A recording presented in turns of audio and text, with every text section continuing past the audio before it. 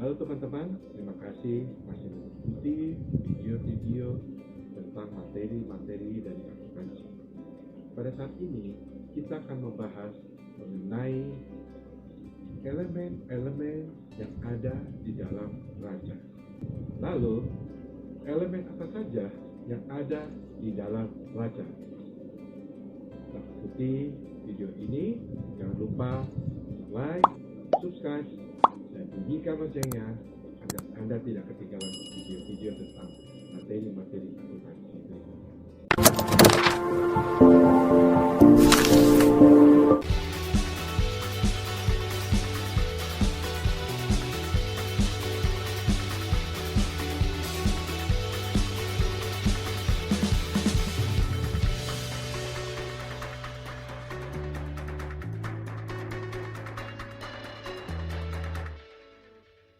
Neraca adalah salah satu laporan yang sangat penting yang ada di dalam laporan keuangan. Laporan ini menunjukkan posisi keuangan yang ada di dalam perusahaan pada suatu waktu tertentu. Maksudnya pada suatu waktu tertentu, yaitu contohnya laporan keuangan pada tanggal 31 Desember 2019. Maka kita bisa melihat laporan keuangan neraca ini menunjukkan kekayaan yang ada atau yang terjadi di perusahaan sampai dengan tanggal 31 Desember 2019. Jadi, laporan keuangan menunjukkan pada posisi tertentu di saat tertentu. Itu adalah laporan keuangan yang menunjukkan aset perusahaan, pasifah perusahaan, dan modal perusahaan pada tanggal tertentu. Seperti contohnya pada tanggal 31 Desember 2019 saat laporan itu dibuat. Pada saat ini kita akan membahas mengenai neraca yang ada di dalam laporan keuangan. Neraca yang dibentuk dari persamaan akuntansi. Kita sudah tahu di video sebelumnya, persamaan akuntansi secara mudah yang kita belajar adalah mengenai kata dealer, dividen, expense, asset, liability, equity, dan debt. Kita akan membicarakan mengenai neraca. Jadi, elemen neraca ini dia memiliki beberapa sub-elemen sesuai dengan usahanya. Contohnya, di dalam neraca itu ada aktiva. Nah, aktiva ini kita terbagi lagi menjadi dua bagian, aktiva lancar dan aktiva tetap. Pada saat ini kita akan membicarakan elemen-elemen penting dari neraca dan beberapa komponen yang ada di dalamnya. Neraca dibentuk berdasarkan 3 elemen penting secara prinsip mengikuti persamaan akuntansi. Apa saja itu? Aktiva, pasifah, dan modal. Jadi, persamaan akuntansinya aktiva sama dengan pasifah tambah modal. Aktiva terdiri dari aktiva lancar dan aktiva tidak lancar. Biasanya kita sebut aktiva tetap.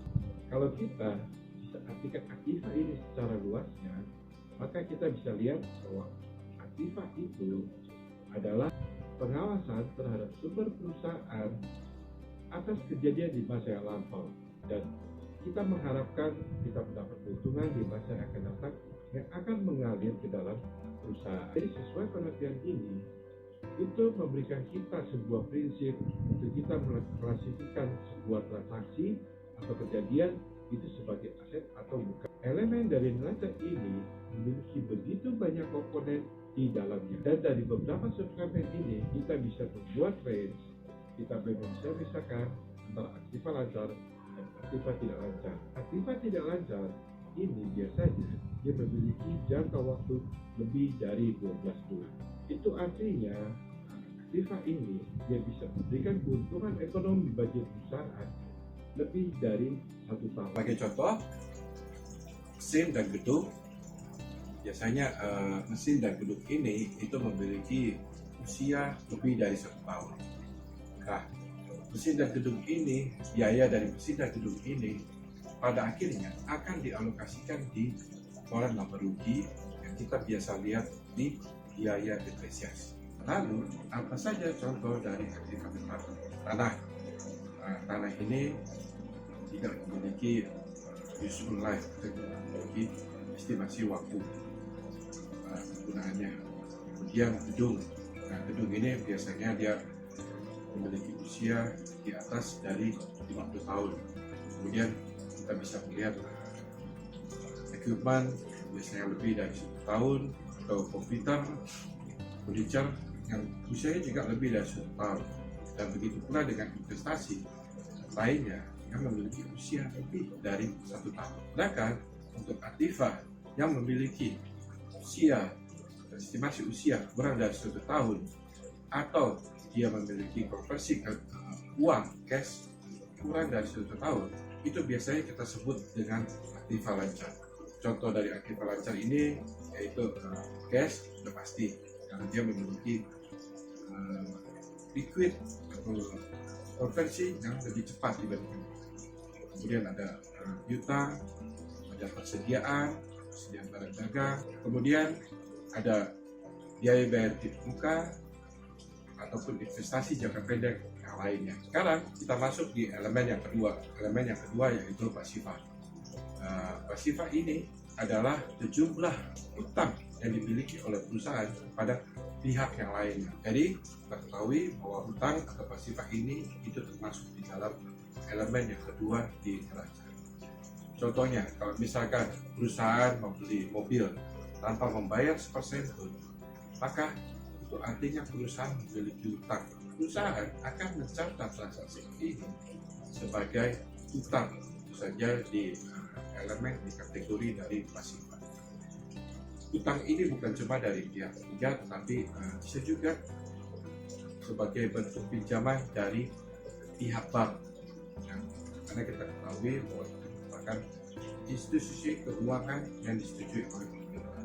Jadi kita mesti ingat pada saat kita meminjam uang bukan dari institusi yang tidak disetujui oleh pemerintah, tidak memiliki izin oleh pemerintah, maka bunga bagian itu tidak bisa kita melakukan sebagai bunga bank di laba rugi. Ingat itu, pemerintah tidak akan menyetujui perlakuan bunga bank yang bukan dari pinjaman dari institusi keuangan yang disetujui oleh pemerintah. Kita bisa katakan utang itu pun terbagi sebagai dua suplemen, salah seperti aktiva, utang pun terbagi sebagai dua suplemen, yaitu utang lancar dan utang tidak lancar atau utang jangka panjang. Nah, sama seperti aktiva, maka utang pun utang yang di bawah 1 tahun, maka itu masuk kategori utang lancar. Nah, utang di atas 1 tahun itu masuk kategori utang jangka panjang atau utang tidak lancar. Contoh-contoh hutang di dalam laporan keuangan yaitu contohnya hutang bank, hutang bunga bank, hutang pajak, pendapatan dibayar di muka, hutang gaji, bisa juga pinjaman dari hidup perusahaan. Nah, inilah elemen-elemen atau sub-elemen yang ada di dalam hutang. Nah, hutang kita ketahui itu merupakan elemen kedua di dalam neraca atau kategori kedua di dalam neraca. Elemen yang ketiga di dalam neraca yaitu modal. Modal ini merupakan sisa dari aktiva dikurangi hutang. Jadi peningkatan atau pengurangan dari nilai modal ini itu semua tergantung dari fluktuasi antara aset dan hutang. Kita bisa melihat semuanya itu. Jadi kalau misalkan asetnya bertambah, maka modal kita pun itu akan ikut bertambah.